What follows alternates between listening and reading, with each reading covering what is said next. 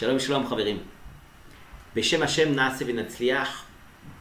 Aujourd'hui, on va ramener la Gemara dans Brachot, dans le Daf même, Amoud Aleph.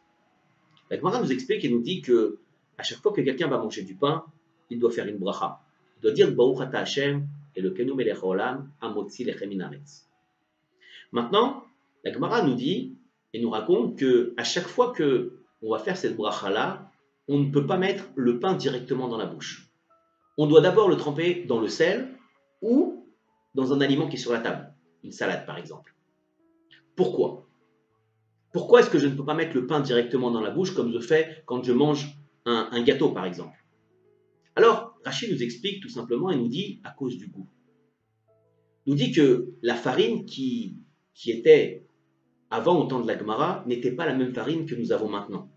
Maintenant, nous avons une farine qui est nekia, qui est propre. Avant, la farine était complètement différente. Elle était pilée, elle était broyée, elle était moulue avec ses écorces, avec ses épluchures. Et maintenant, si j'allais prendre cette farine-là et j'allais faire un pain avec, alors le pain allait avoir du goût, un goût amer. Comme ça nous explique Rachid. Et il nous dit que, après, si maintenant cette personne-là va mettre le pain à la bouche, il sera tellement amer qu'elle ne pourra pas l'avaler. Donc c'est pour ça qu'il nous dit qu'il faut le tremper directement avant de le mettre dans la bouche, tout de suite après qu'on a fait la bracha, dans du sel ou dans une salade qui est sur la table. Maintenant, quand on comprend ça, l'explication Rashi, on la comprend si on trempe dans une salade. Mais pourquoi la Gemara nous dit uniquement dans du sel et pas un autre aliment? Dans du sel ou dans une salade. Mais pourquoi le sel et pas autre chose? Alors, les commentateurs de la Gemara, en l'occurrence le Rav Menachem, nous explique comme ça. Nous dit que le sel qui est posé sur la table va casser l'accusation du Satan devant un Kadosh Baruch Hu, du mauvais esprit, de l'ange du mal. Il va casser pourquoi? Le fait que le sel soit posé sur la table, même si le Satan vient devant un Kadosh Baruch Hu et accuse le Ram Israël, ou accuse la famille, ou accuse les personnes qui sont en train de manger, le sel qui est posé sur la table va pouvoir casser cette accusation. Il nous dit comme ça. Il nous dit quand plusieurs personnes vont s'attabler, au préalable, avant de pouvoir faire hamotzi lechem min haaretz sur le pain, il faut faire netilat yadayim. Maintenant, quand ils sont plusieurs à faire netilat yadayim, c'est impossible de se laver les mains en même temps. Donc, ils vont se laver les mains un derrière l'autre. Ceux qui ont déjà fait netilat yadayim vont revenir et vont s'asseoir sans bouger. À ce moment-là, c'est un laps de temps qui est très court, nous dit le Rav Menachem, et à ce moment-là, nous dit le Satan, l'ange du mal, va devant un Kadosh Baruch Hu et dit, regarde tes enfants, tu leur as donné la Torah, ils font pas de mitzvot, ils restent comme ça, assis sans bouger. Le fait, nous dit le Rav Menachem, que le sel soit posé sur la table, va casser cette accusation. La Kadosh Baruch Hu ne va pas écouter ce que dit le Satan, comme ça nous dit le Rav Menachem. Alors, quelle force a ce sel-là pour casser l'accusation du Satan? Comment est-ce que c'est possible que le fait que je pose le sel sur la table, alors ça va casser cette accusation-là? Alors c'est écrit dans Bamidbar, c'est écrit dans Vaïkra, dans le Sefer Vaïkra aussi, que quand maintenant on emmenait un korban au Beth Amikdash, qu'on emmenait un korban expiatoire pour pardonner les fautes des bénis Israël, ou alors un korban de remerciement, il fallait systématiquement mettre du sel. Alors pourquoi il fallait mettre du sel?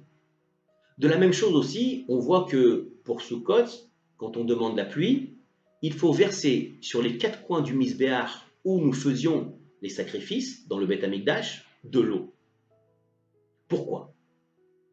Alors, on a parlé dans les cours précédents que Akadosh Baruch Hu, dans les 6 jours de la création, a séparé les eaux d'en haut avec les eaux d'en bas. Les eaux d'en bas ne voulaient pas rester en bas, donc elles ont montré leur amertume en lâchant du sel. Akadosh Baruch Hu a vu que les eaux d'en bas ne voulaient pas rester en bas, elles voulaient remonter. Alors il leur a dit, je vois que vous voulez vous rapprocher de moi, vous voulez vraiment vous mettre à côté de moi, mais je ne peux pas, vous êtes obligés de rester en bas. Mais je vais faire une chose pour vous. Je vais vous mettre dans ma maison, dans le Beth Amikdash. Et pour Sukkot, on va faire le Nissour à Maïm, on va verser de l'eau sur le Misbéach pour amener une abondance d'eau. en Israël. C'est à ce moment-là qu'on demande l'eau, on demande la pluie, depuis Sukkot. Mais si maintenant on aurait dit seulement qu'on fait rentrer l'eau dans le Beth Amikdash uniquement pour parler des eaux d'en bas, alors on aurait cru que c'est les eaux d'en haut. Donc Akadosh Baruch Hu a dit, et même ton amertume, même le sel que tu lâches, je vais le rentrer dans ma maison. Et chaque korban qu'un béni Israël va emmener, il doit emmener du sel avec. Pour qu'on parle bien des eaux du bas et pas des eaux d'en haut. Comme ça, Akadosh Baruch Hu va expliquer. Il dit, plus que tu t'es rapproché de moi, plus que tu veux te rapprocher de moi, je vais te mettre dans ma maison. Alors ça veut dire que quoi? Ça veut dire que à chaque fois que quelqu'un veut se rapprocher de Borolam, quelqu'un veut se rapprocher d'Akadosh Baruch Hu, Akadosh Baruch Hu lui répond. Akadosh Baruch Hu ne le laisse pas. C'est pour ça que il y a des gens qui disent tout le temps et souvent, ils disent, je ne comprends pas, Akadosh Baruch Hu ne m'entend pas. Si, il t'entend. Il t'entend, mais t'inquiète pas, il va te répondre. S'il ne te répond pas à toi, il va répondre à tes enfants ou il va répondre à tes petits-enfants. Mais il n'y a pas de bracha qui reviennent en vain, qui reviennent récan, qui reviennent vides. Si Akadosh Baruch Hu ne me répond pas à moi, il répondra à mes enfants, à mes petits-enfants. C'est ce qu'on apprend de l'eau. On apprend de la mer, comme ça. Alors, le fait qu'Akadosh Baruch Hu, dans les shiur de la création, il a fait une alliance avec l'eau et il a fait une alliance avec le sel qui est posé sur la table. De la même façon, si le Satan vient et accuse le Ham Israël et dit « Regarde tes enfants, ils sont assis sans bouger et ils ne font pas de mitzvot », le fait qu'il a fait une alliance avec le sel va casser cela, va casser cette accusation-là et elle ne tiendra pas devant Akadosh Baruch Hu. Le sel a un pouvoir extraordinaire. Le sel a une force qui est phénoménale. C'est qu'il ne pourrit jamais, il ne s'abîme jamais. Il ne peut pas s'abîmer comme le Ham Israël. C'est ça qu'Akadosh Baruch Hu veut nous faire comprendre. Le fait que maintenant, on a posé le sel sur la table, ça représente le misbéar d'Akadosh Baruch Hu. C'est là où on faisait les sacrifices. C'est pour ça qu'il est déconseillé de passer un enfant d'un côté de la table à un autre côté. Pourquoi? Parce que Chadvé Shalom, c'est comme si je venais à dire, je vais sacrifier sur le misbéar mon enfant, Chadvé Shalom. Donc c'est pour ça qu'on ne passe pas un enfant. La table, c'est sacré. Et sur la table, on pose le sel, comme au misbéar, où on brûlait les corbanotes. Là-bas, au korbanot, dans le Beth Amikdash, il y avait du sel. Et on salait chaque korban qu'on mettait sur le misbéar. La force du sel est extraordinaire. C'est pour ça que on a l'habitude, il y a un minag dans les Beth Knesset pendant de Pessah jusqu'à Shavuot, de distribuer du sel du Homer. On le prend quand on fait la bracha du Homer. Tout simplement pourquoi? Pour dire que de la même façon que ce sel-là, il a une force perpétuelle de ne pas s'abîmer, de ne pas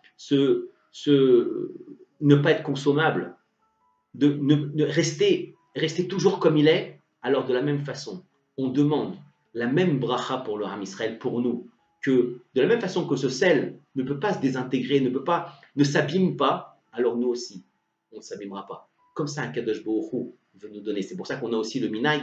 Il y a un minag quand un khatan et une kala vont se marier, on a l'habitude de jeter du sel. Pourquoi? De la même façon que les grains sont tout petits, alors on demande à sa descendance qu'elle soit nombreuse. Et comme les grains sont nombreux, alors on demande que ce couple-là ait une bonne descendance. La même chose aussi, le fait que le sel ne s'abîme pas, reste intact, alors on demande aussi à Kadosh Baruch Hu que ce couple-là reste intact. Ils ne s'abîment pas, ils ne vont pas divorcer.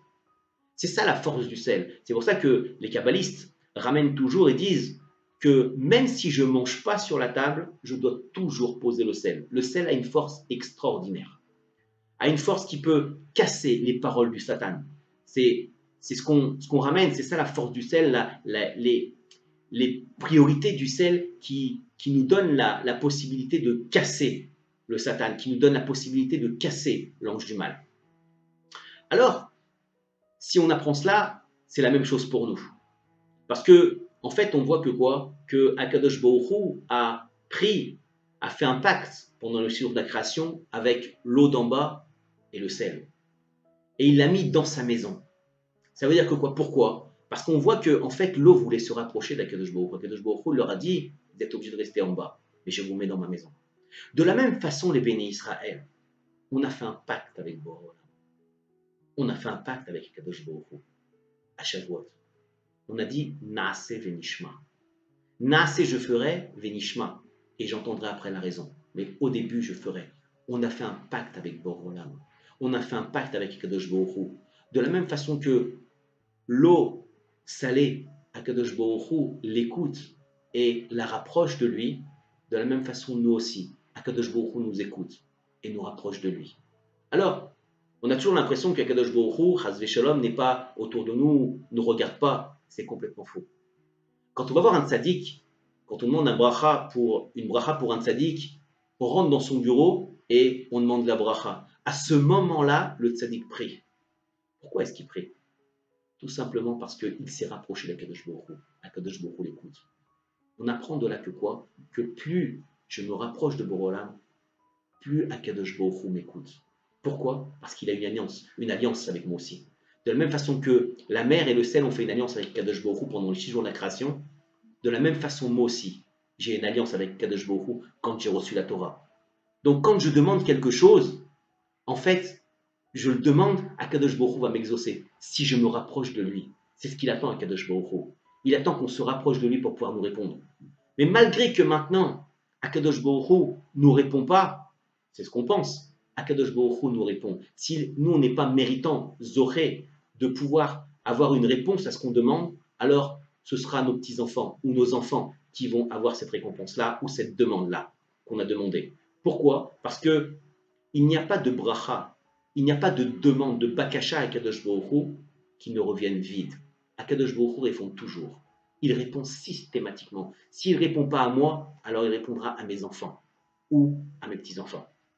Donc, qu'est-ce qu'il faut faire? Le meilleur moyen, c'est de se rapprocher d'Akadosh Baruch Hu.